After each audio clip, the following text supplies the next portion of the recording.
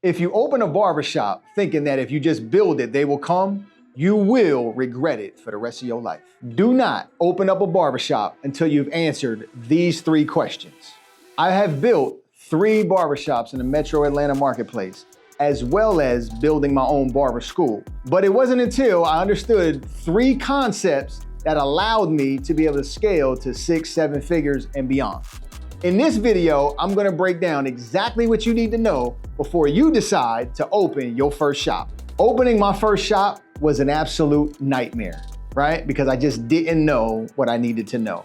Now, I ultimately worked myself through that, but it was very painful. Let me just share a couple of the details, right? So when I signed my first lease, I was excited, I was lit. I was like, yeah, I was getting all the congratulations from everybody.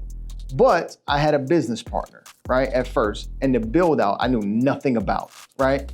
And he kind of handled the build out, right? But I was paying money and didn't actually know where the money was going, and the money got funny, right? So I ended up paying for my first shop twice in the first year because I didn't like the last shop I was at and I got fired. I was motivated, but I was ignorant. So I was basically ignorance on fire, right? And that ignorance almost cost me, everything. Thank God, by the grace of God, I was able to push through and ultimately figure it out. But in this video, man, I don't want you to have to go through none of that stuff. I'm gonna give you the 3 things you could be building right now while you're working at somebody else's shop. So then you have the infrastructure in place to succeed right from the get-go. The first thing you need to know how to do, and you have to be able to do this at somebody else's shop, is figure out a way to generate leads. You need lead generation. A barbershop without leads is just some chairs, some stations, and some mirrors. If you don't know how to attract clientele, right, into the barbershop, it's never gonna materialize into the business you dream about.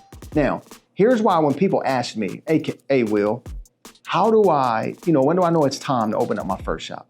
The first thing I always tell them is, why don't you go to somebody else's shop and build you a 6-figure clientele?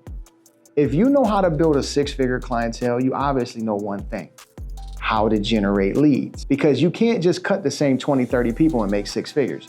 You're gonna have to have new growth in your business. You're gonna have to scale a little bit so you can get there, right? You do that by attracting new leads and growing an excessive clientele that builds you demand, so then you can ultimately get up to that 6-figure and beyond threshold. Once you do that and you're starting to pass off your overflow to the barbers around you, then that's your first sign to know, okay, I may be able to open up my own shop. You know why? Because your book is full and you have overflow that you can support the people around you. That to me screams ownership, okay? Because now you're in a position to serve others and help them off of your cup being overflowing. Step 2 is going to be leadership development. Now, when you start to become a leader and you own your first business, right? My first couple years in business ownership, I wasn't a great leader and my business suffered tremendously. See, leadership is not about, leading from the front and being the first to do everything. It's about being responsible to the people in your care, right? It's about caring about everybody else's success and you actually eating last. So developing as a leader and wanting to take on the challenge of being a leader is right up there with everything else as far as ingredients that have a successful shop.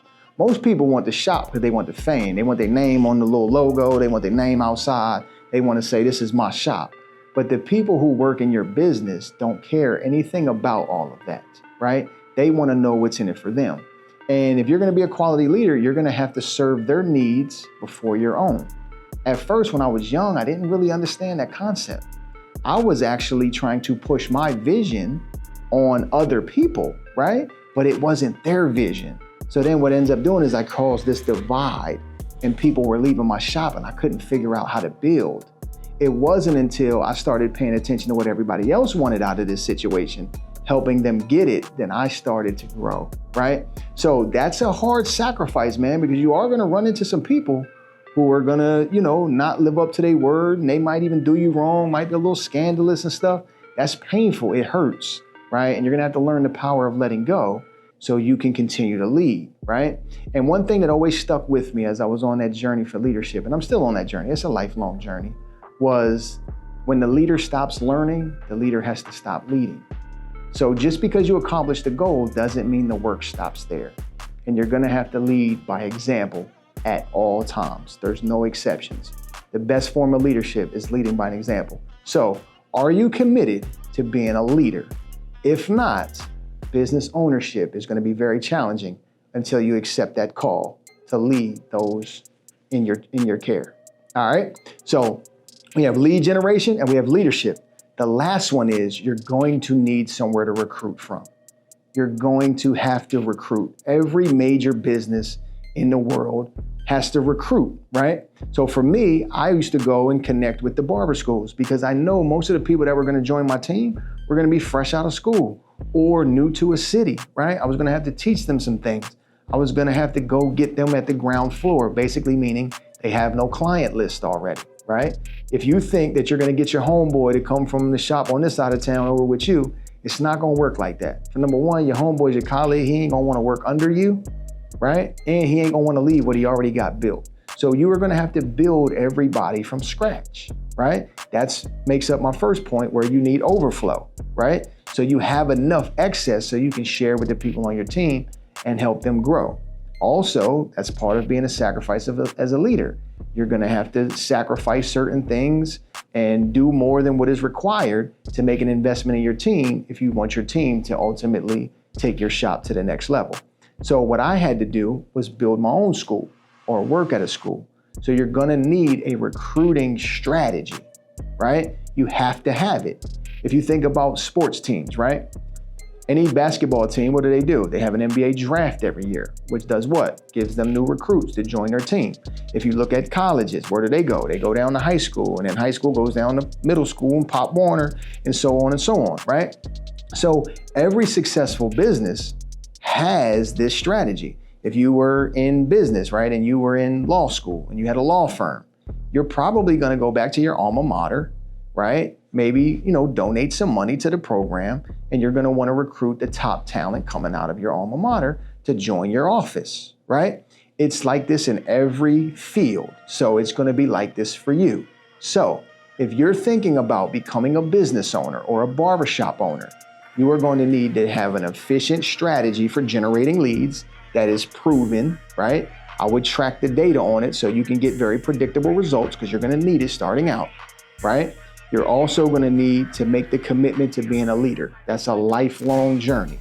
It's not fun, it's painful, it hurts, it's challenging, but if you're committed to it and you do the work and you do the personal development necessary for yourself, it is possible.